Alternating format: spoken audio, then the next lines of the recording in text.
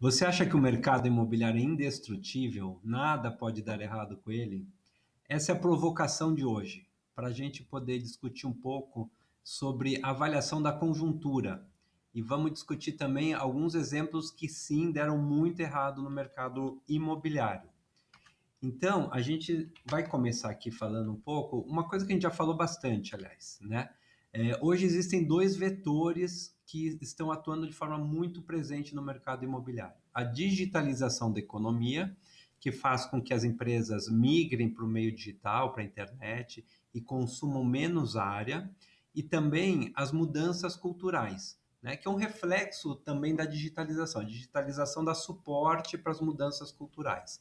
Então, hoje, as pessoas, elas cada vez menos querem ter a posse e cada vez mais elas precisam do uso das coisas. Isso tem vários estudos aí que apoiam isso, que já se dedicaram a estudar esse fenômeno, inclusive um da Goldman Sachs, que eu sempre cito, sobre os milênios. Então, hoje a pessoa, em vez de ter um automóvel, ela prefere chamar o aplicativo. Em vez dela ter uma casa tradicional, uma residência tradicional, ela prefere o co-living. Em vez dela ter, por exemplo, um barco, ela prefere alugar ou compartilhar. Então, isso é economia do compartilhamento. Né? É uma área da economia que é muito estudada hoje, é muito importante e que é uma das grandes alternativas, né, para alguns economistas para a evolução do próprio sistema capitalista, certo? Então, os casos que eu quero discutir hoje. A gente tem três casos aqui bem importantes e é importante a gente entender por que isso acontece para a gente conseguir fazer uma leitura do mercado e saber para onde a gente deve ir, para onde as coisas estão caminhando. O primeiro caso aqui, todo mundo já deve conhecer, já ouviu falar no passado, né? É a situação de Detroit. Detroit é uma cidade americana que foi aí um grande polo industrial, uma das cidades mais importantes dos Estados Unidos, porque era o centro da indústria automotiva americana. Todas os grandes fabricantes, as grandes fábricas estavam lá.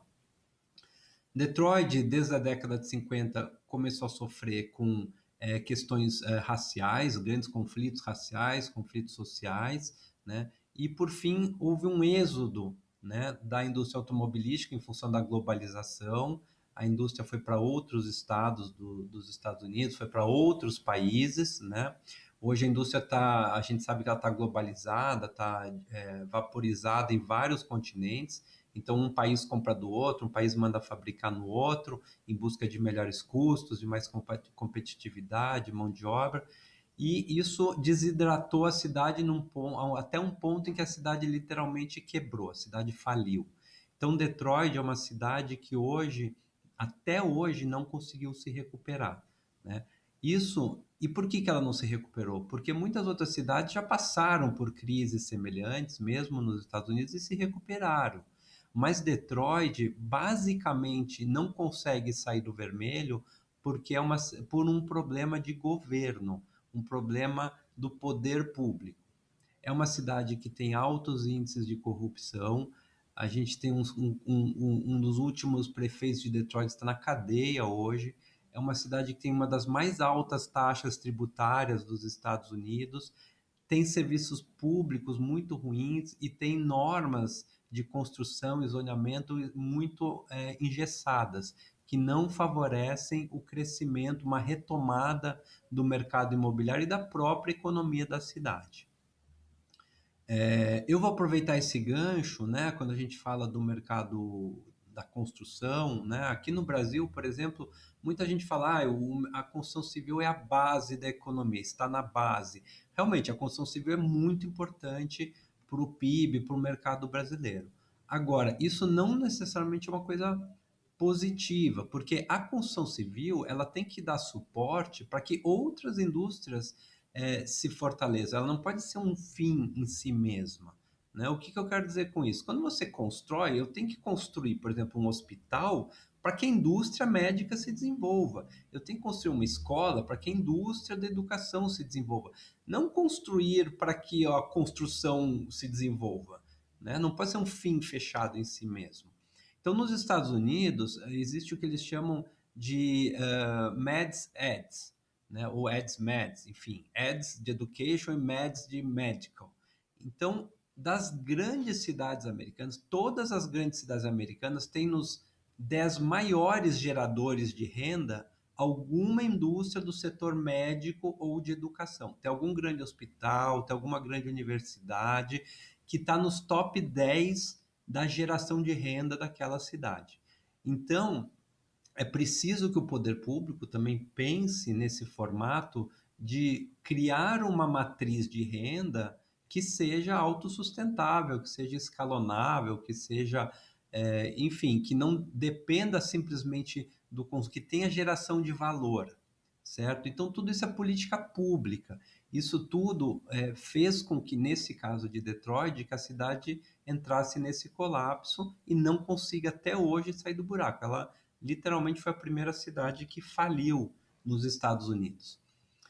O segundo caso é a própria crise de 2008. Essa crise todo mundo acompanhou, uma crise a crise mais importante da história moderna e da economia moderna, né? E a crise de 2008 nasceu também no mercado imobiliário. É uma crise que, se você se lembra, quem acompanhou, né, a crise dos subprimes, surgiu de uma cadeia de compra e venda de títulos imobiliários, né? Então, uma instituição financeira, por exemplo, um mutuário financiava a sua casa, né, fazia uma hipoteca, fazia um financiamento habitacional, uma instituição financeira ia lá e comprava aquele financiamento, né, e depois revendia por uma outra instituição, né, com algum deságio. E isso acontecia várias vezes, né, virou uma cadeia, virou uma pirâmide de compra e venda de créditos imobiliários. Isso fez com que o mercado, num determinado momento, como esses títulos eram títulos sem garantias, títulos muito ruins de pessoas que não tinham capacidade de pagamento, chegou uma hora que o mercado desandou completamente. E aí grandes bancos quebraram, grandes e pequenos investidores perderam suas economias. Foi um caos total que afetou literalmente o mundo inteiro. A crise dos subprimes afetou, obviamente, né, acima de tudo, o setor de construção, porque o preço dos imóveis despencou, e a indústria botou o pé no freio de uma maneira muito forte. Então, as construtoras pararam de construir, as incorporadoras pararam de incorporar, as imobiliárias pararam de vender, porque o mercado literalmente colapsou. E esse colapso gerou o quê? Gerou suprimiu o mercado, tirou casas do mercado, gerou uma escassez de oferta a longo prazo. Levou quase 10 anos para o mercado se recuperar, e no final de 10 anos faltava casa, faltava imóvel para o público que queria comprar sua casa e ter onde morar. Então, isso gerou uma alta muito grande nos preços, tá? De novo, aí a questão clássica da oferta e demanda. Então, a crise de 2008 foi essencialmente uma crise causada pelo mercado, pelo próprio mercado, pela iniciativa privada, né? Foi uma falta de visão, erros grosseiros de avaliação e também por uma ganância desse ciclo aí dos subprimes que estava dando dinheiro para muita gente, mas que não era sustentável, né? E aquela coisa, quando você está ganhando, você não questiona muito, né, quem pode estar perdendo. Você vai indo enquanto tiver lucro. É mais ou menos como jogar no cassino, né? Aquela adicção que você vai jogando, jogando, jogando, até que uma hora você perde tudo. E foi mais ou menos, né, o que aconteceu na crise de 2008.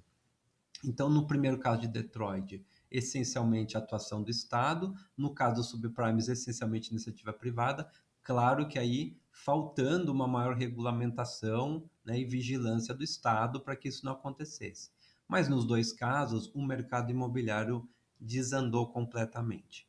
O terceiro caso, é o mais recente, é uma situação agora de 2019 para 2020, é o caso da WeWork, que foi a maior empresa de coworking do mundo, recebeu aporte do SoftBank, era uma startup, cresceu absurdamente, e quando decidiu abrir o capital, né, vender ações na bolsa, teve que abrir o seu modelo de negócio e mostrar para o mercado seus demonstrativos. E aí todo mundo viu que a empresa não parava em pé. A empresa era um fiasco, tinha uma gestão péssima, não era lucrativa, era um modelo extremamente frágil, porque comprava, assumia compromissos de locação a longo prazo para vender, né, locar mesa de trabalho no curto prazo.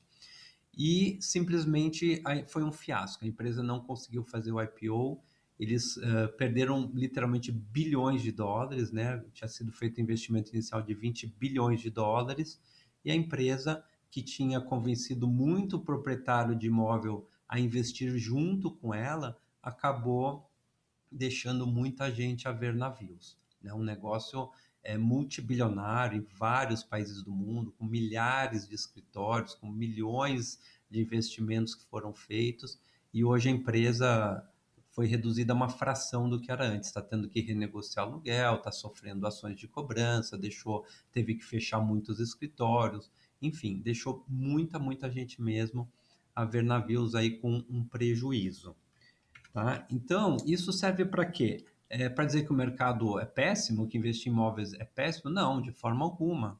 Serve para a gente aprender com os erros do passado, para a gente entender como é importante ficar atento, né, aos movimentos, à conjuntura e olhar muito de perto o segmento ou aquele imóvel onde a gente está investindo. Resumindo aqui a conversa, vamos ficar atentos. O mercado é como qualquer outro mercado, está sujeito a oscilações, está sujeito a erros, principalmente erros de julgamento, né? E ele se moderniza.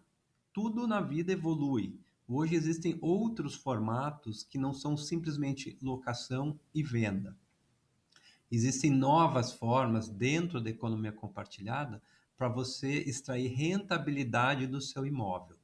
Então, pesquise, fique atento, deixe o seu comentário se você concorda, se não discorda, escreva aqui também, deixe sua dúvida e a gente vai continuar aqui juntos debatendo, né, discutindo e melhorando não só o mercado, como a vida, como os nossos investimentos, como a cidade como um todo.